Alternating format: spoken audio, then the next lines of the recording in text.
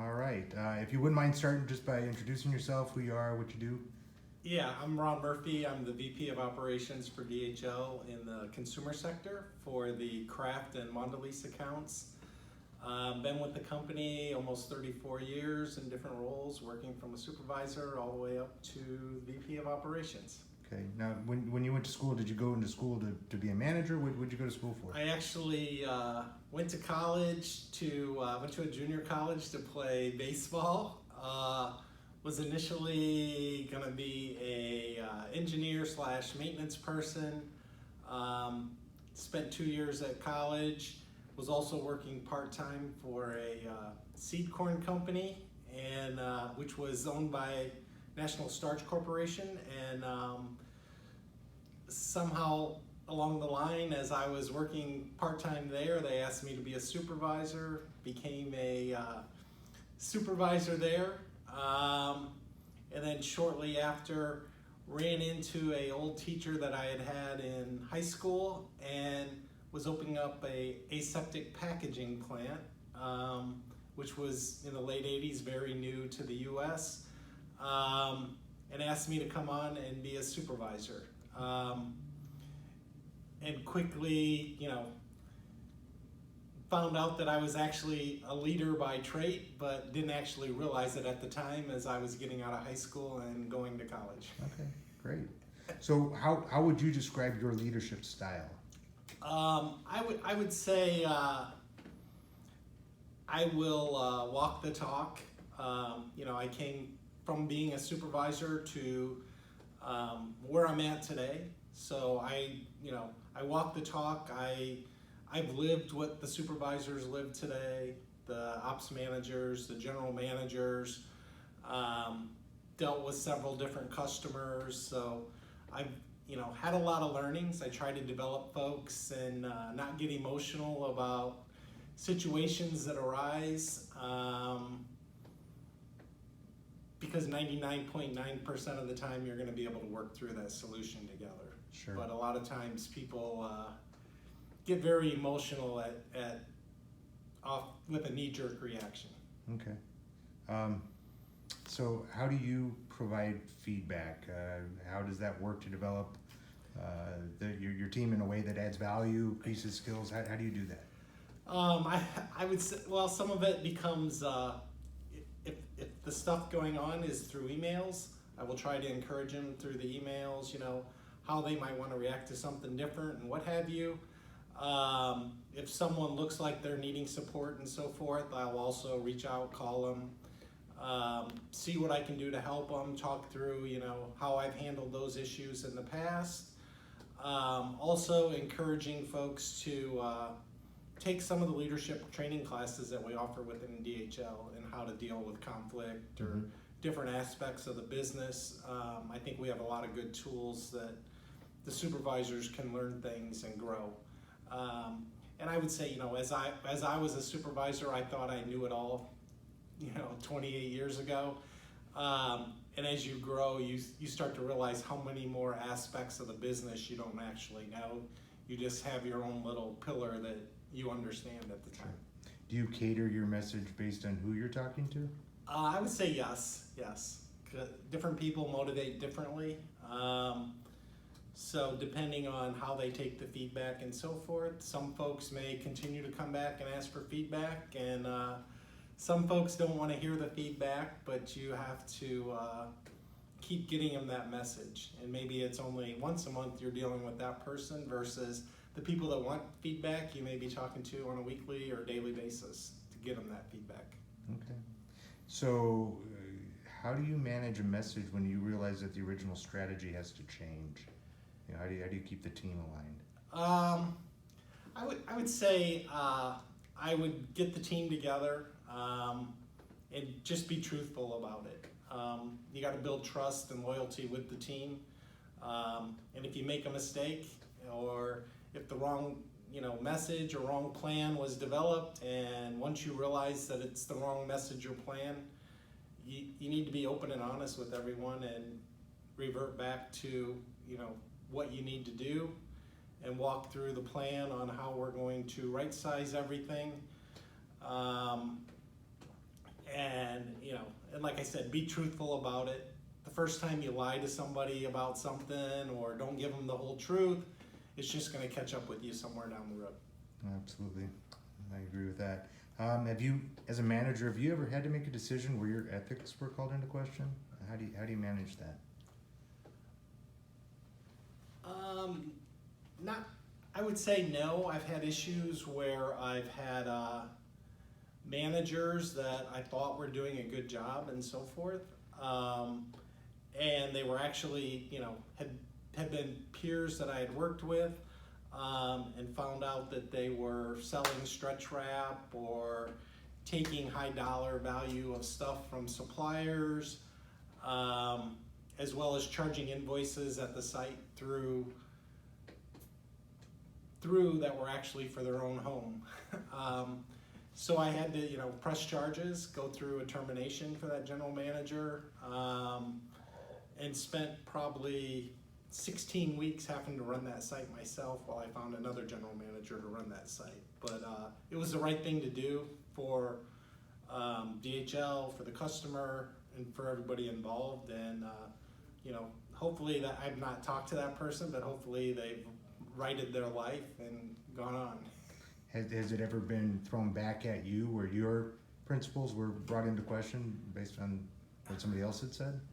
No. I did have, the incident I just discussed. I had, people questioning me, you really think that individual did this and so forth, which were higher up folks than myself. And I basically had to say, based off the facts, yeah, he absolutely did it. Held to your guns and Yeah. showed it, and okay. Yeah. Good.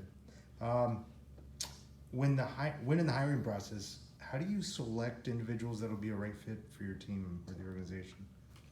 Oh, wow. Look for people that are motivated and want to be in the supply chain industry. See how their people skills are, and are they a leader to develop people. I think we see some people that come through school, they're very book smart, have supply chain management degrees, and they think everything's going to be black and white when they get in the world and start dealing with stuff. There's a lot of people management, motivating people, and dealing with people that has to happen. And probably, 80% of the stuff that happens is common sense stuff that, people can work through, whether they have a accounting degree, a communications degree, supply chain management degree, or what have you. If they're a leader, they can learn the supply chain and be successful. Okay. Do you look for anyone in particular if it's your team versus, I think what I'm hearing you say is that in general that works. Is there something do you try to cater it to when it's somebody that's going to be working for you? No, I'm just looking for someone qualified that has some good work ethic, and I think will do the job. Okay. Good deal. Can you name any skills, abilities that you think are required to be a good manager? I would say listening. In order to be a good manager, you need to listen. I had a boss years ago that, I was probably a supervisor for 3 years, and I was sitting in a staff meeting, and we had a couple supervisors that would try and control the staff meeting on a weekly basis, and the general manager at the time, I was having a conversation with him, and I really didn't think about it as a skill, but he actually said, hey, I appreciate you sitting in these staff meetings and listening to what's going on, and then you have your input versus thinking you need to talk and control the meetings and not really know what's going on, but you just think it's you're showing leadership skills by talking when you really don't know what you're talking about. Keep talking until it sounds like you know what you're talking about. I think the moral of the story is you learn more by listening than you do by talking. That makes sense. I agree. How do you manage when the team members aren't doing what your expectations are? We talked about feedback, but Now you were talking encouragement on that one. What if it's the other way around? How do you? I still have, I'll have the conversations first. If it gets, a few weeks down the road or what have you, and we're still having issues, then it might be going to a documented discussion and agreeing on here's what we're going to do to move forward, and here's how you can improve. Or it could be, depending on how serious it could be a complete performance improvement plan that we would create together to go through, 30 to 90 days to get that person where they need to go. Okay. And I think my findings have been, 90% of the time when you get to that point with someone, halfway through it whether they're trying to get to your performance improvement plan or they're just not a fit and they want to move on. You just answered my follow-up question, so that's good. So what's the best piece of management advice that you can give? Oh gosh, I would say be trustworthy to your people and loyal. Treat people how you want to be treated. And if you have issues, escalate them. Don't try and sweep things under the carpet. Come forward with, your issues. If you need a solution or what have you, and you don't have the solution, don't try and hold it within or hide it from people because it'll eventually catch up with you. Would probably be my best recommendation. And and part of it is just, do you want to be a manager? And if you want to be a manager, get there. I will tell you that, at a point where I thought I was a good supervisor, I viewed becoming an ops manager or a general manager or a director as, oh my gosh, that's more work, and so forth. But then as I grew, I realized, hey, I'm very capable of doing this, and and people will mentor you to get there. And some of it's, you putting in the time and learning the things and being mobile to go learn other things. But if you want to do it, you can get to the role of being a general manager from a supervisor. Or in my case, I became a VP at some point, after 34 years. So. Yeah, great. And then similar, but on the other side, what was the biggest lesson you ever learned about being a manager? It was probably being truthful, and it was as a supervisor, some people didn't do what they were supposed to do on two lines. I was running at a manufacturing site, and I didn't turn in the paperwork, and my ops manager called me out on it.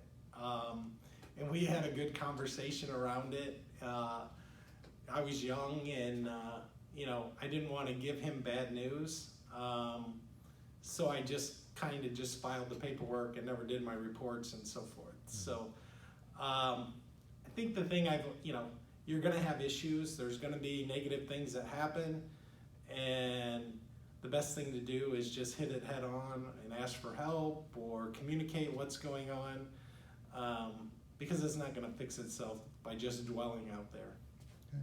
So if you have issues, escalate them and look for help to get them fixed. Fantastic. All right. Well, I appreciate the time. Thanks. All right. Thank you.